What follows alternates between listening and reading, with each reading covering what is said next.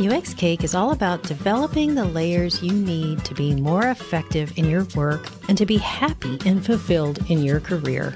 I'm your host, Lee Allen Arredondo, and I'm a UX leader and leadership coach. Hello, friends.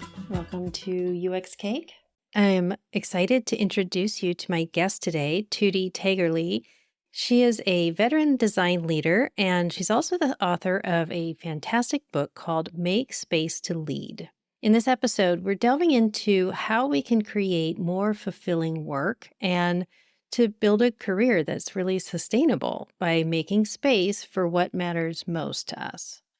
I want to mention that making space is not the same as making time.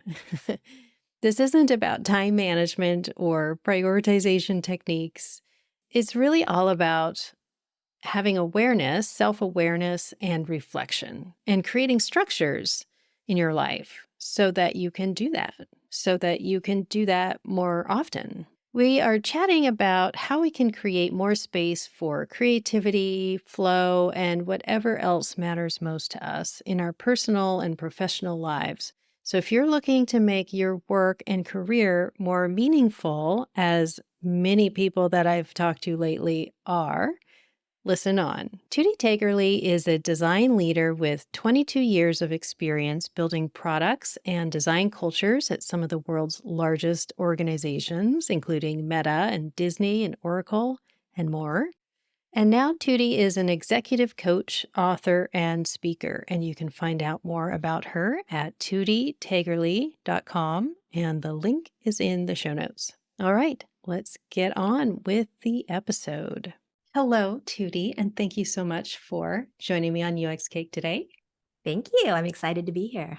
Yeah, I have been wanting to talk to you actually on the podcast since I think before your book came out, possibly, but for sure when your book did come out, and I was on sabbatical. Not personally, but the podcast was for a couple of years. So I'm really excited that we've had a chance to actually meet and then talk about the podcast. So welcome. Thank you. I'm excited to have fun with this. Let's play. Yeah. You know, it's interesting, the conversation, the topic I thought we would be talking about, because the name of your book is Making Space to Lead. After I read your book, I think what my biggest takeaway was, this is about making space to have a career that is fulfilling and sustainable for anybody. I mean, it's very important for leaders to do this for themselves and for their teams. But I have really been noticing a recent theme with clients. Since you're coaching, you may probably hear this from clients as well, but not just clients. I'm hearing this from friends and from former colleagues. People are wanting to do work that feels meaningful to them. And a couple of really interesting questions come up. One, is it possible for them? And two, are they asking for too much?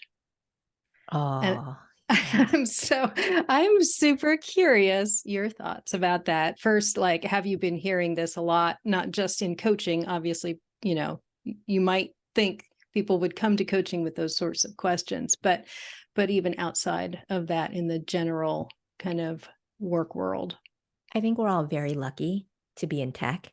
And I think we're very lucky to be in the design fields, the greater UX fields in tech, because I would say 100% absolutely possible for us in this field. Even in the downturn climate right now, absolutely possible, because it's a field that's growing. It's a field where it's financially lucrative. So it's absolutely possible to find that purpose and fulfillment. I think it's harder for people in different fields, people in dying fields that do not get paid like this. But since this audience is in tech, absolutely. Mhm. And I think even more so, I coach with a lot of people all in tech who are later on in their careers, and they're questioning, okay, I've been working at this company. Maybe the product seemed really appealing. Maybe it was a consumer product that all my friends use. And then more and more so when I talk to people later on in their career, they're like, oh, did I really want to be spending my time doing this? And I Hmm. hear more and more, well, maybe I want to do something that's more sustainable, more in green tech, something that feels a little bit more meaningful, valuable, purposeful. Hmm. I've seen people after, 10, 15 years switch careers to focus on, say, government tech or healthcare tech, just different things because of this sense of purpose. Hmm. And I think it's especially so with I think things go on a pendulum. I think it's especially so in the political climate and turmoil of, in the US over the last 5+ years. Yeah. And interestingly, I know a lot of people have talked about how the pandemic, in some ways, has kind of forced many of us to take time or to have more introspection, I think, Mhm. actually. I don't know that anybody has any more time. I don't think so. Which is an interesting topic. I want to get to that, the whole topic of time. But I'd also love to get your thoughts around this. Are they asking for too much? Because especially in tech, whether you're in UX or product management or engineering, we tend to rely on high salaries. And sometimes when we start asking ourselves questions about our values, what do we actually value? We don't want to give up that salary, but we're finding that, other things are actually possibly more valuable or more important to us. Time and creativity and a whole lot of things can be valuable besides money, right? And security, financial security. But I just would love to get your thoughts on, Yeah. someone who says, am I asking for too much to have a job that is fulfilling and meaningful and sustainable, as well as, getting paid what I'm quote unquote worth, right? I mean, the easy answer to that is no, you're not asking for too much. You can dream and envision whatever life that you want.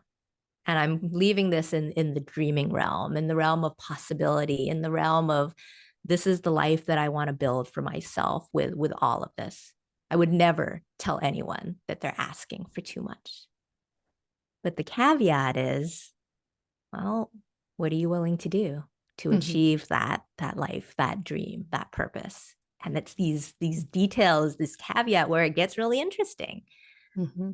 Because so many people are going to say, yeah, I want it all. I want this dream job that's perfect, that's going to pay me this much money, that's going to give me all of this flexibility, that's going to let me have work-life balance that is extremely fulfilling, and changes the world in some way.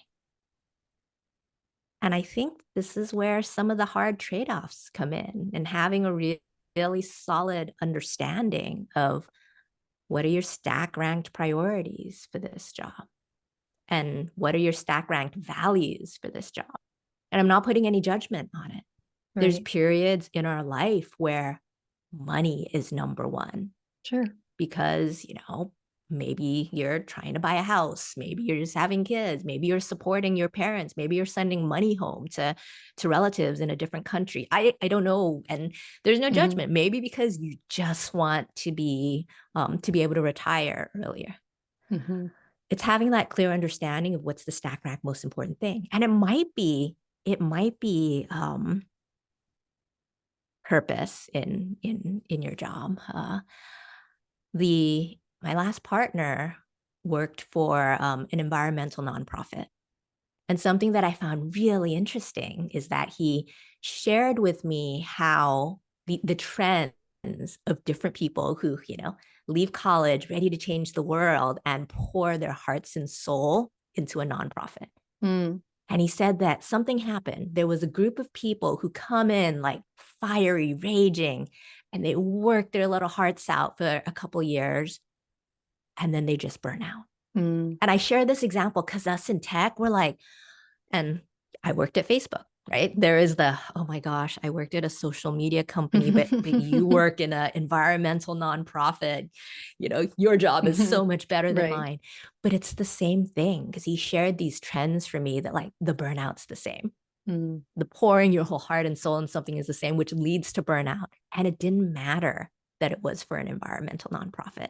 Mm-hmm. So that was like one use case. And then he said the people who, well, there was a second kind of more negative thing, which is like they're old timers who were there and they just get like really cantankerous. They're like, oh, I've seen all that before. That's not going to work. So that was Mm. the second group of people that he told me about. And then the third group is the people who learn to pace and sustain. The people who learn that you can't get completely judgmental about other people. You can't be like, you know, you guys don't recycle like that. That is not good. You're gonna go to hell. You're destroying the environment. But it's really finding your own path to what is a balance between what you do, how you act in the world, and how much you give to your job. Just the boundaries. Because, you know, in our world in tech, I used to joke very long time ago that like no babies will die. You know, you make a feature mistake, no babies will die. Mm-hmm. In their world, it's like, oh my gosh, you know, if you didn't put in the extra couple of hours, how much more of the rainforest is going to burn? Right, right. But it does go back to that you can ask for all of this, but know what your priorities are. Yeah.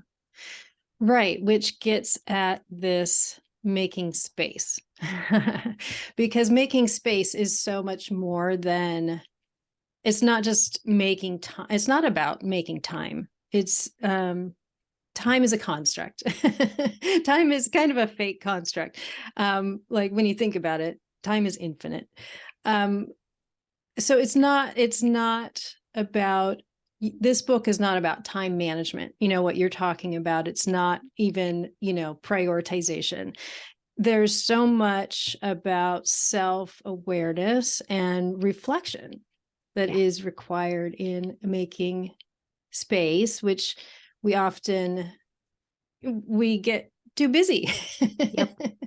It's this terrible conundrum because you're too busy to make space because you got to like get your stuff down through the to-do list. You got to cook dinner, do all this stuff. Yeah. That's right. Yeah. And in fact, I think you may have referred to it as the cult of busyness. Yep. And you must get a lot of clients, I would imagine, as do I, who are a little bit addicted to the busyness.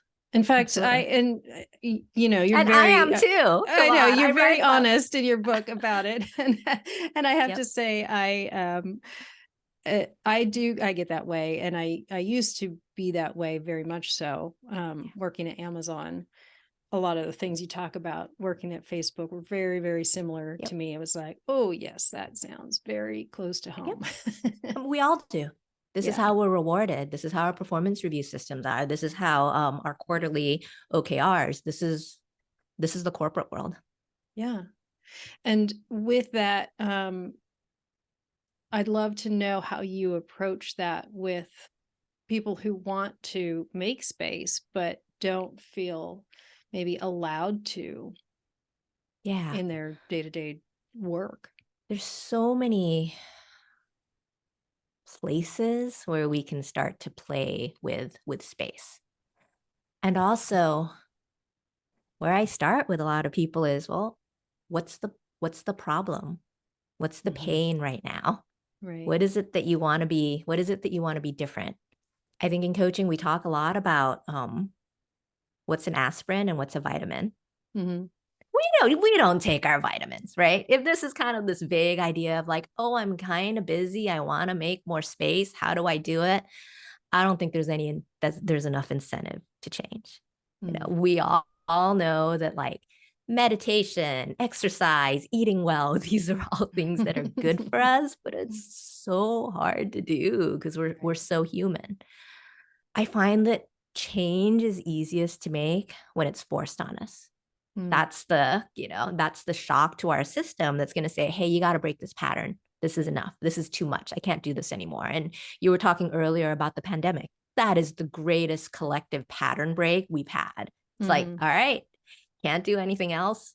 You're sheltering in place. You got to do this stuff. Yeah. So the first thing I would ask people is, well, what's the pain? Why? What is it that is requiring you to need more space? Is it a feeling of stuckness in your job? Is it Mm-hmm. a feeling that, maybe this work that I do day to day is not the work that I want to do? Is it a feeling that, oh man, I do not have a good relationship with my boss? They're blocking me in every way. Is it a feeling that there's no career progression here? Is it a feeling that like all my energy is going to my job and I don't have enough energy for my puppy or my kids or my spouse or to, play with cooking? Mm-hmm. So I think these are universal concepts. And I think when you ground them in the specific of what parts of my life would I like to get better, Mm-hmm. then that means, you go back to the dream. That means that, like, okay, I can envision this part of my life being better. I can envision having a wonderful relationship with my cross functional peers, because what's happening right now is I am up at night, anxious, replaying these arguments, going, oh, I should have said this, I should have said that. Like, that's all the mental chatter. Wow, I'm talking a lot. But so the first part I think is to really identify like what that pain is. Because I Right. think that's the trigger to change, to motivate someone. And the second part of it, I think, is, well, where is space working in your life right now? Mm. Where are the areas in your life where you can find space and you can chill and you're like, that feels really good. And there's so many areas, right? Maybe it's exercise. Maybe it's outside in nature, taking a walk. Maybe it's, a connection moment with a spouse or partner. Maybe it's the 20 minutes you have on your commute where nobody else talks to you. Or Mm-hmm. maybe it's when you're kind of so immersed in your work and prototyping that like those hours fly away in the flow time. So it's like, what does space mean to you? Right. Where do you feel the most spacious in your life right now? And it may be none of that happens in the work week and it only happens in the weekend. And I would argue let's work on a more integrated life, because I think every single person, actually, I'll ask you this. If you think about yesterday, what felt the most spacious for you about yesterday? What like instant yesterday felt the most spacious? That's an interesting question. Probably driving my child to the doctor's office and waiting in the car and reading a book while I waited in the car. Yeah. Like just making it was enforced. Yeah. Like you Yeah. said, sometimes we have to have these things sort of forced on us almost. Okay, but kudos to you, right? You drove your child to the doctor's office, and in the car, you didn't get on your email and be like, okay, who do I answer? What do I need to get to? How do I clear this? You knew that you needed that, and you read a book. And this is Yeah. how I work. Well, go ahead. Well, no, go ahead. Finish your thought. I was going to Sorry. say, this is how I work with most of my clients. Understand what the pain is. Like, maybe you need more space and like love to understand more why, but like, where is it working right now?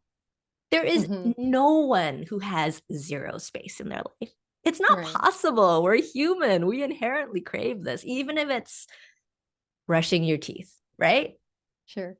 And then it's finding out like which parts of those are rejuvenizing, energizing, all that for you, and then figuring out ways to do more of that. So like Yeah. part of it for you, and it sounds like the reading was a core part of it. There's a couple things that I want to sort of circle back on that you said. One, Sure. which is motivation. And that's always a very good question to start with someone. How motivated are you actually? The other thing, though, that you mentioned brings to mind structures, or structures that we can put into place to sort of enforce space in our lives. Yes and no. I think structures is the third step. I think the second step, like, so one is motivation. I think the second step is recognizing that you have the innate resources and strengths and just the innate ability to find space already. Mm-hmm. So before we get to structures is the identification that you know how to do it. Let's identify and celebrate the places where you're already doing it. And then structures becomes maybe the third step. Let's just amplify. Let's just find out what works for you, and then let's do more of it. There's no one way that works for everyone. Yeah. And I think that's why it goes to the context of individual motivation and individual celebrations and acknowledgments of how does space finding work for you right now. And with those two things, then it's figuring out the structures. Yeah. I think what you're talking about is also kind of points out how it can be so helpful to do this work with another person, whether that's a coach or whether that's, in a program or with a therapist or just a friend, Yep. but it can be so difficult for us to necessarily see Mm-hmm. our own strengths and to celebrate ourselves and to celebrate our achievements. Yep. Which Absolutely. This is not gets me. culturally accepted. This Yeah. is like how many of us, when we get our performance review, we're like, flip, flip, flip, flip. I don't care about everything I do well. Tell me what I need to change. Right. Tell me what I need to fix. I think Right. it's the Yeah. culture How our that we've grown brain, up in. we're sort of biased to remembering the negative about Mm-hmm. ourselves more so than, it could be 15 positive things, but the one thing we remember is the feedback we got from somebody that points out that we're not perfect. Yep. And Yep, absolutely. This is our high achieving, fast charging, must get better, must do better, must do more. This is our doing indoctrination. yeah, you have a very interesting character who shows up early in your book called the Achievement Monster. I do. And I would love to actually maybe just to hear from you a little bit about the Achievement Monster and how that plays into not having space. Yeah, I grew up as a product of a certain culture. I grew up with an Asian tiger mom. So I received love, attention, care when I did stuff. Mm-hmm. When I was a good, quiet little girl, when I got good grades, when I did well with my writing, when I did well in my school, when I did well in my swimming. So I was a good little learner. That's what I learned. The more I do, the more I achieve, especially compared to everyone else. Got to be top, got to be number one. That's what feeds love. Yeah. Yeah. And that is something that many high achievers that I coach resonate with, many Asians resonate with, having this stereotype of a tiger mom, which is partially is a stereotype because many times it's true, not universally. And I still have it. It's a flip side. The achievement monster helps me get success. Yet there can be really the flip side of, wow, it's only going to get you to a certain place, because without spaciousness, without awareness, without like a deep introspection for why are you doing this? There's a difference between like an extrinsic, because its behaviors reinforced to me by my mom and adult figures and a school educational system, versus, oh, how much of this is feeling good for me? Because, hey, it can feel really good to get, to feel like I've written a quality paper or to launch a product that is high quality. How much of it is intrinsic versus how much of it is extrinsic? Yeah. So I think a lot of it is recognizing the achievement monster, recognizing like the energy of when it's actually in flow and feeling really good to do a good job about something, and when is it like, a driver. I actually have something right here. Oh, uh, it's something that reminds me of my achievement monster, oh. because one of my first coaches It's said, a whip for people who are listening and not uh watching. It it's like looks a like a cat very of nine scary. tails whip, which is the question that made it real to me is, why do you continue to self-flagellate yourself? Mm. Hmm. And sometimes we need that metaphor. We need that like levity to be like, oh my gosh, why am I continuing to whip myself? Like, who does that?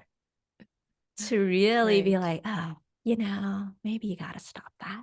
Maybe you might want to think about doing something differently. Like, you would never whip your best friend or your Right. kids or someone you love, but Mhm. we do this all to ourselves. So I have Yeah. this by the side of my desk just to remind me, like, so I can like look over and be like, there it is. Why are you doing that Mhm. again? Yeah. Yeah. These parts of ourselves that can be a strength and can also then be self-sabotage, Yep. because there isn't anything wrong with achievement in and of itself, right? And in fact, we even talked about how it's important to celebrate our achievements, Mhm. and yet, as you pointed out, that can really go too far. So there's nothing wrong with achievement in and of itself, but as you pointed out, we can take these strengths and turn them against ourselves. Yeah, absolutely. and and because you are actually quite, like, you have achieved a lot. I, I got an innate drive and ambition.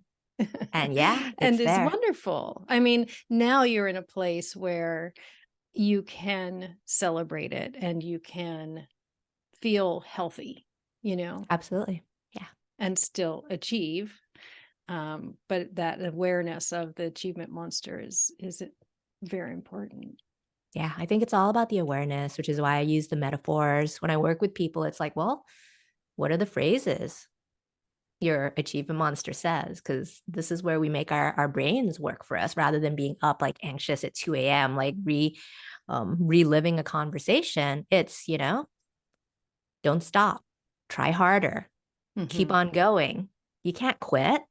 These are the phrases like my achievement monster says. So then I start to recognize them. I'm like, oh, wait, it's that statement again. All right, maybe Mm, I got to take a break.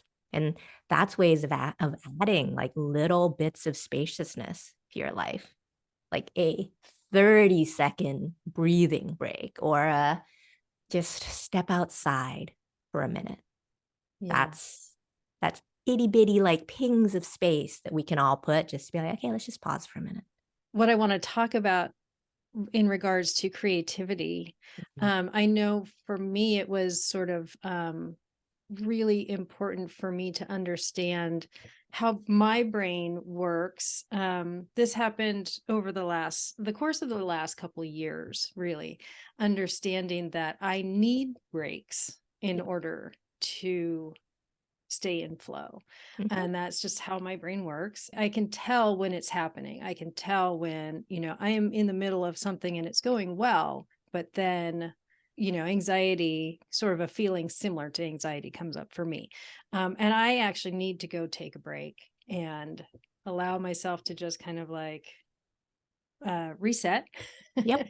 and come back to it. And but for so long, I think I didn't allow that, because I felt like that was well, I'm not in flow if I'm not just constant, for 2 hours sitting Yeah. still, because I was taught that growing up, right? Yep. I have trouble sitting still for 2 hours. Um, and a lot of people do, especially Most people do. I'd say when like you're all talking people about do. creativity. Yeah. Making space for creativity is a constant complaint on many design and research teams. innovation, design, insights, these are not linear processes. You can spend 8 hours on something, and yet it might need to be over multiple days simply Yep. so you have that incubation time. Yep. So I would love to get your thoughts on at a team level at work. It's one thing to make space for yourself, but when you're working in an environment doesn't seem to be allowing that. I'd love to get your thoughts on how people can approach that Yeah. situation. So one thing I talk about a lot in terms of service to creativity is two seemingly disparate concepts, which is force and flow. And force, they're just F's because two F's are easier to remember, but force is structures. It's what are the structures and rituals and things that you can put in your life to enable creativity to flow.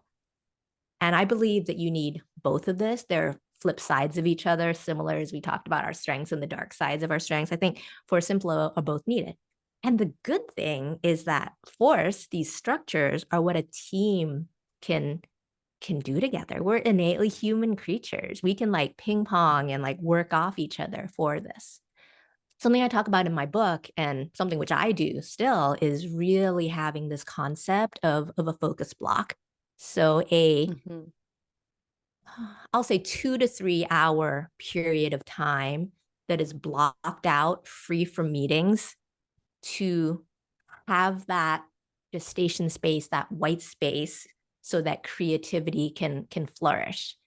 And I Yeah. think there's ways where this can go wrong, where you can be like, oh, I need to do this. I need to finish this. I'm just going to like put it off until like that Mm-hmm. focus block. And when you start that focus block, you're like, oh, I don't want to do this. I don't feel like doing this now. Oh no, what? So there's the ability to put the structure in, but I think then there's also the second part of it, which is the ability to stay deeply present. Mm. To know that even though it is your focus block time, similar to what you said, it doesn't feel right. I've been sitting for 2 hours. No, Mm-hmm. it's not there. And part of it, I think, is giving yourself little rituals to reset, to get in that state of mind. Maybe it is, I don't know, doing 10 squats to get back into your body and to remind yourself that like you can shift, you can reset. Maybe it's making a cup of tea. A lot of times, if it's dark and gray in San Francisco, when I start my workday, I almost always light a candle if I'm going to write. Mm. It's just like a Mm-hmm. little bit of a ritual and a reset. And these are all forces and structures that you can help yourself do. And talking about a team, I know at Facebook, when we started doing focus blocks, it's awfully hard because you're trying to schedule meetings, you're trying to schedule meetings with people from different time zones. So I think what really works is to do this together as a team, to as a team acknowledge that, hey, everyone in this team, not just design, with eng, with product, well, harder for product managers, but everyone within this team needs this work time, this focus blocks time. Let's try as a team to run an experiment, to do this together for 2 weeks, for a month, and see if we can make this work. It's the same. It's really, really hard to take vacations because you feel like you're missing out and all this stuff is happening. And the day that you come back, like you're going to be inundated with so many emails. But it's different if the whole company is dark for, say, Veterans Day that just happened, Mm-hmm. because we're all off. So that's the benefit of using the power of the team to give focus blocks for creativity. So Mm-hmm. that's one. Do you want to have another question, or shall I move to another thing that might help? Oh, let's hear another thing. So the second thing, which I think is even better, is like focus blocks are like you alone, doing your flow time, your creative time. I think it's really important for a team to have rituals to do silly, frivolous things together. Mm. And part of creativity is when it's not so serious, Yeah.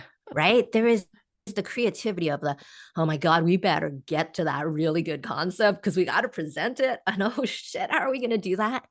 So I think there's value in having weekly team rituals where you do silly things, whether Hmm. you play an improv game together, whether you play I don't know, you do sketch games together, sketching games together, where you sing, where you just vibe off each other's creativity, because you can do silly things with a group.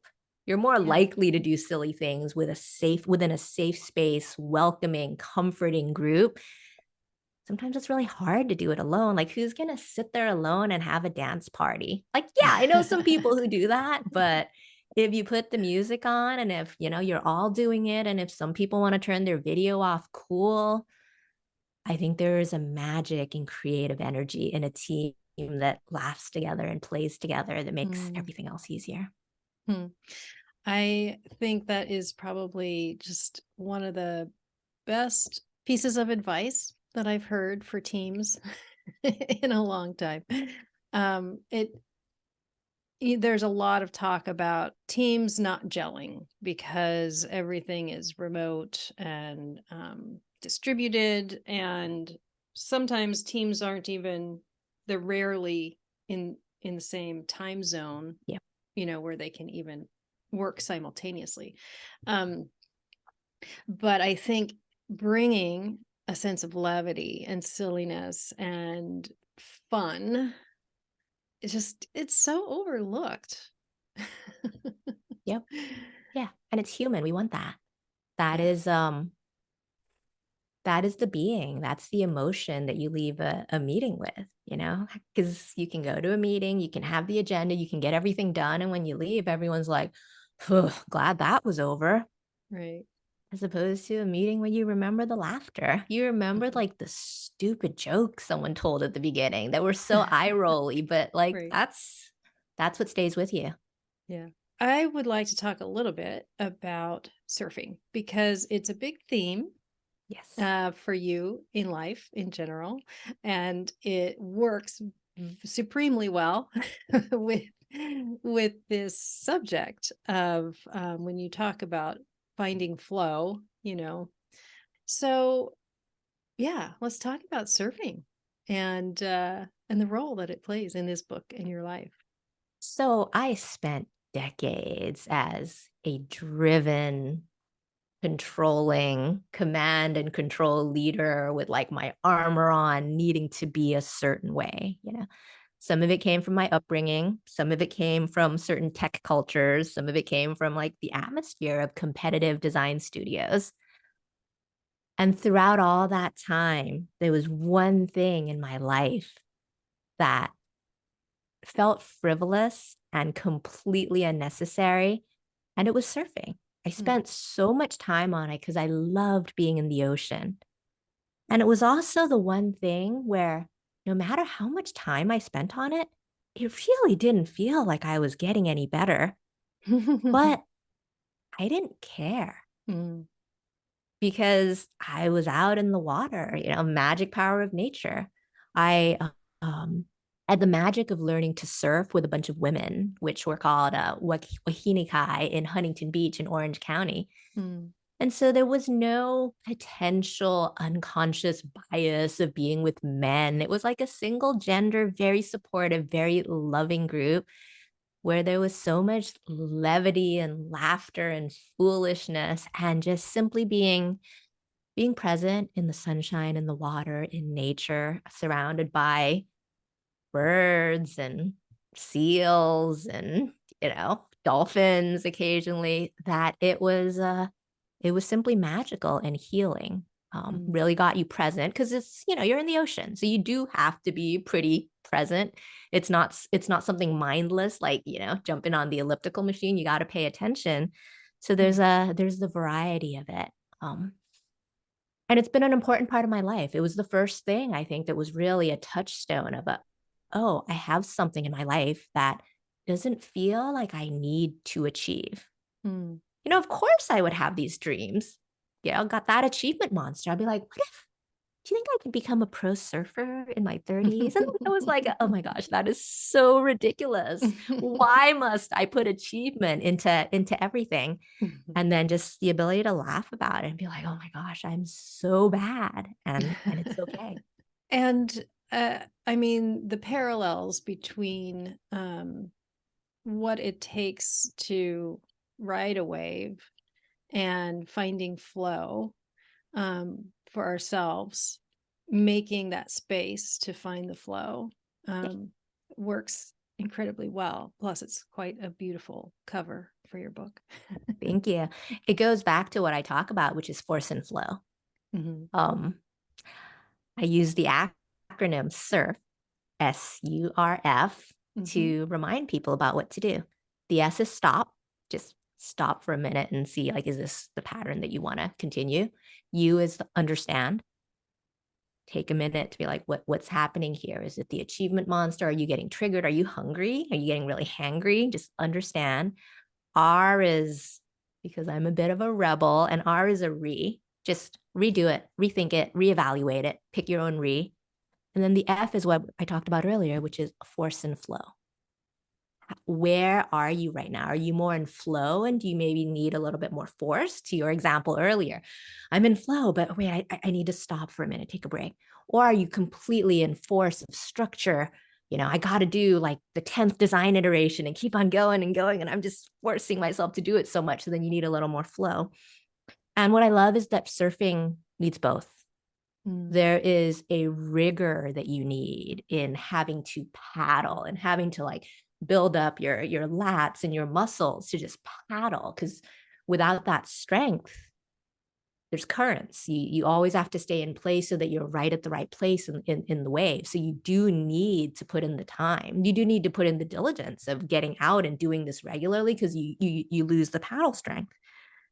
But then there's also the flow, because you look at the horizon and there's sets of waves coming in, and the sets are all different because there's different currents and winds coming in. So there is a flow of just looking and be like, is it that one? Is it that one? No, let's go on this one. And then there's the unbelievable flying magical flow of being up and riding on a wave for like precious seconds, where you're just looking down the line and you're like, what's my next move? What's my next move? What's the wave going to do? How do I stay on the edge of the wave and hit the lip? Or how do I do something else? And, I get that flow in snowboarding as well, because you're carving, or in skateboarding, but it's completely different with like the dynamism of the water changing, and you never know what's going to happen. Yeah. I just am picturing Tutti's surf retreat for women in leadership. That would be like the perfect. Oh, it's going to happen. I'm planning my next retreat. It's going to be October 2023 in Hawaii. And yeah, there's going to be a surfing component of it. Nice. Because it's a metaphor. It's getting into your body. It's trying something different. And it's getting to feel good about it, and like the force, like the attempts of it. Yeah.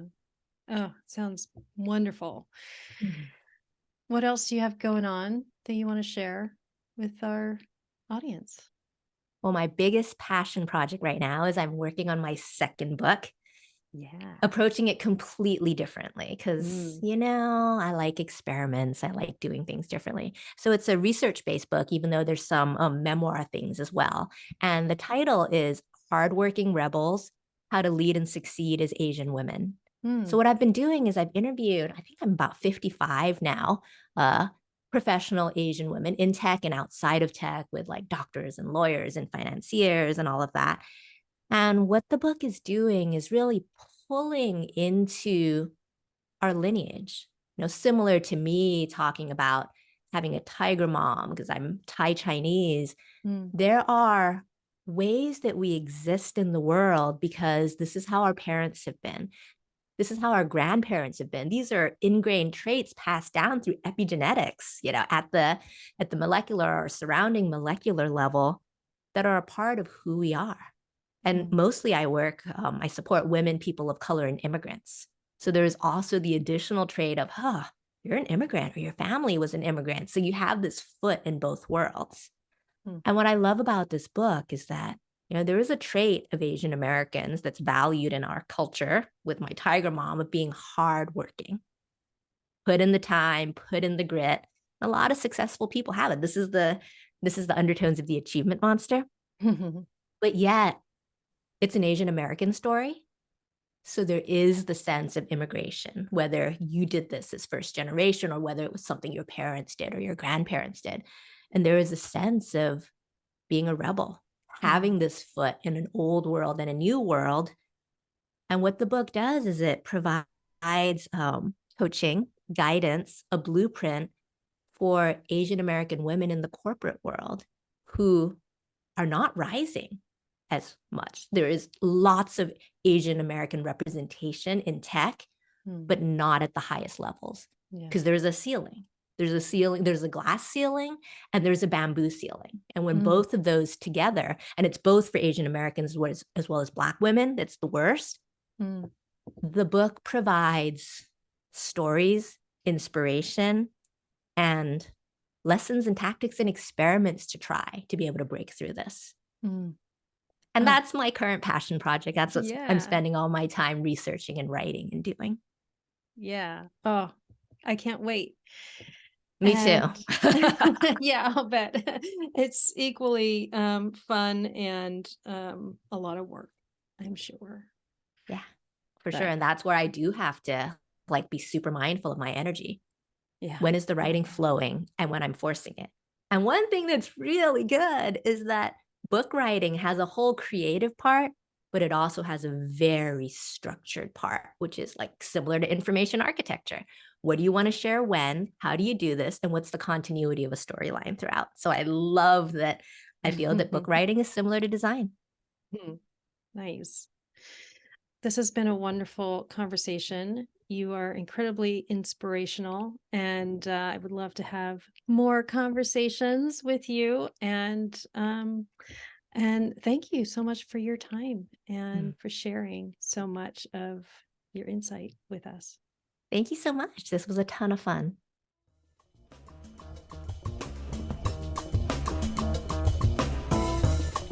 Hey, if you enjoyed this slice of UX cake, please share this episode with a friend or a few. You can share it on social media even. It really helps us spread the word and get this free content to more people. You can follow UX Cake on LinkedIn, Twitter, and Instagram, and get all the episodes and show notes at uxcake.co. Thank you so much for listening and for sharing the UX Cake.